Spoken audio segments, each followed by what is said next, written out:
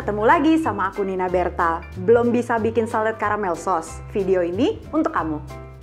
Caranya, yang pertama, kita masukin dulu gula pasir. Aku pakai wajan yang anti lengket ya, karena lebih enak aja gitu.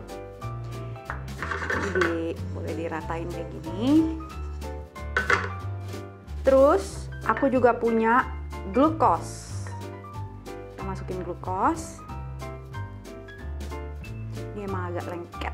Bukan agak lengket, sangat lengket. Glukos.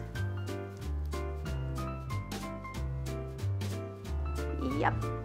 Kalau mau lebih gampang, glukosnya bisa dimasukin ke microwave dulu, jadi diambilnya lebih gampang gitu. Tapi kalau enggak juga nggak apa-apa. Oke. Habis itu aku masukin air. Slow aja masukin airnya. Nah, nanti dia lama-lama menyebar gitu ke samping. Jadi biasanya orang bikin karamel tuh ada dua cara, yang dry itu nggak ada air sama sekali, sama ada yang pakai air gini. Nah aku pakai air soalnya kan mau bikin sauce, jadi aku butuh cairan. Kita nyalain. Nah untuk awal-awal apinya langsung besar aja nggak apa-apa. Nanti kalau misalkan dia udah bubbling, mungkin kita harus sedikit mengendalikan panasnya gitu. Jadi aku suka kecilin apinya karena kadang takut terlalu hitam karamelnya, takut kelewatan terlalu panas. Nah ini jangan diaduk, jadi cukup diginiin aja. Tuh. Nanti dia lama-lama nyerap sendiri gulanya. Ini kalau misalkan kamu lihat ada gula yang belum kena cairan, bisa digoyang-goyang, tapi nanti dia juga akan cair sendiri. Nah, oke. Kita tunggu sampai ini semuanya bubbling. Nah, ini kalau kamu lihat dia bubblingnya masih cepet gitu ya. Pap, pap, pap, pap, pap, pap, pap. Nanti kalau dia udah agak lambat, pap, pap, pap. Nah, dia akan lama-lama akan menjadi kayak warna coklat ya, tapi coklatnya tuh kayak ember-ember gitu. Nah, kalau udah mulai warna coklat, kamu harus perhatiin jangan sampai kelewatan, nanti terlalu pahit karamelnya. Nah, ini aku puter-puterin gitu wajannya. Jadi emang nggak perlu diaduk pakai spatula atau apapun. Nah, bikin karamel itu sederhana banget, tapi harus hati-hati. Jangan sampai gulanya kena tangan atau tangan kamu nyentuh wajannya gitu ya. Nanti kan males banget kalau sakit gitu ya, kebakar. Oke, ini udah mulai kelihatan. Bubble-nya udah mulai slow down. Tapi karena warnanya masih putih, dimasak terus. Ini aku mau cek suhunya. Ini di 125. Nah, biasanya mungkin di sekitar di 170 atau 180. Nanti kita boleh masukin heavy creamnya. Nah, di sini aku udah ada heavy cream sama vanilla. Jadi kita tunggu terus sampai karamelnya berubah warna. Pinggirnya udah mulai kelihatan coklat terang nih. 157. Tuh ya. Nah, kalau udah mulai ada wangi-wangi gula terbakar, ini aku mulai mau goyang-goyang gini supaya suhunya itu merata ya. Jadi warna karamelnya itu juga tuh langsung kan kelihatan merata. Kalau bisa sih digoyangin gitu wajannya. Nah, ini bentar lagi. Kalau kamu suka karamel yang pahit, silakan bikin yang gelap banget.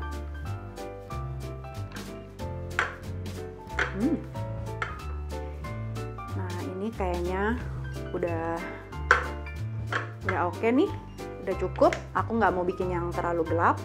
Ini aku mau masukin heavy cream. Hati-hati ya, ini hati-hati banget.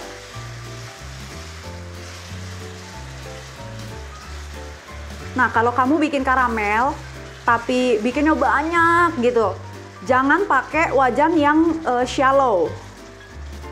Maksudnya jangan pakai wajan yang pendek. Nah, jangan pakai wajan yang pendek, harus yang agak tinggi. Takutnya nanti dia terlalu bubbling. Amannya seperti itu, tapi kalau misalkan kamu nggak punya wajan yang terlalu tinggi gitu ya, kamu bisa panasin dulu nih heavy creamnya supaya nanti pas dia masuk ke karamel, suhunya itu nggak kaget, jadi dia nggak terlalu blebek-blebek. Oke, ini kita aduk terus. Tuh warnanya ini udah pas menurut aku sih, tapi bisa lagi lebih gelap lagi. Kalau mau gelap tuh di 180 ya. Tadi ini sekitar 170-an deh. Aduk terus sampai bubblingnya hilang ya. Penasaran aja. Ini sekarang udah di 113.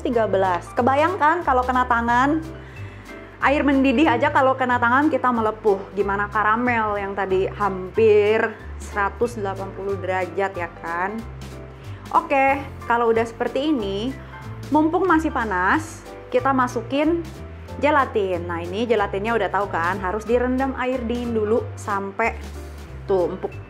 Sampai empuk-empuk gini jadi agar ya. Kita masukin. Ini namanya gelatin mesh kalau udah kayak gitu ya. Kita aduk. Terus aku mau masukin mentega atau butter. Nah kalau mentega atau butter ini lebih enak aku tuh aduknya mau pakai whisk gitu biar gampang rata. Pakai whisk kecil aja. Nah karamel ini, salted sauce karamel ini itu multifungsi banget. Bisa langsung dipakai as it is atau bisa kamu masukin ke dalam campuran mousse. Mau buat roti juga bisa, mau dijadiin temen untuk ngopi juga bisa. Jadi biasanya kan pakai gula aren. Nah kalau ini pemanisnya pakai salted caramel sauce. Enak banget kan ngopi tapi pakai karamel. Sampai rata. Nah pastinya nggak ketinggalan karena ini salted asin. Aku mau masukin sea salt. Nah sea saltnya ini aku pakai yang kayak di smoke gitu di bambu.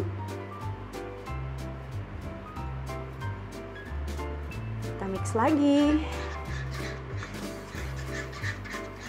Nah nanti garamnya jangan khawatir, dia akan larut sendiri. Tapi kalaupun nggak larut nanti ada sensasi kriuk-kriuk yang asin, enak banget. Oke ini udah jadi. Super gampang, tapi harus hati-hati aja. Super careful bikinnya. Oke. Nah gimana menurut kalian teksturnya? Kita lihat teksturnya. Nah ini tekstur saat masih panas ya. Nanti kalau dia udah dingin, teksturnya pasti akan jauh lebih kental lagi. Nah kalau misalkan teman-teman mau punya tekstur caramel sauce yang encer, itu bisa disesuaikan di heavy creamnya ya. Heavy creamnya bisa lebih banyak gitu, jadi bisa lebih encer. Nambahinnya bisa di akhir juga boleh kok, nggak masalah. Jadi misalkan udah jadi seperti ini, terus teman-teman ngerasa kok terlalu kental ya. Nah bisa ditambahin heavy cream yang udah dipanasin, terus diaduk lagi pakai whisk supaya dia emulsify. Oke sekarang aku mau masukin ke dalam jar ya. Ke dalam ini nih, jar kedap udara.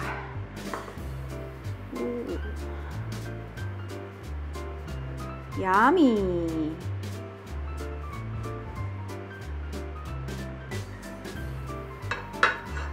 Nah biasanya kalau udah jadi kayak gini, aku tuh kayak tunggu sampai sehari, jadi besokannya baru aku pakai supaya kentalnya bener-bener bagus, gooey gitu. Tapi jangan dimasukin ke chiller ya, karena nanti kalau dimasukin ke chiller dia terlalu kaku gitu loh, terlalu keras. Nah oke deh, udah jadi.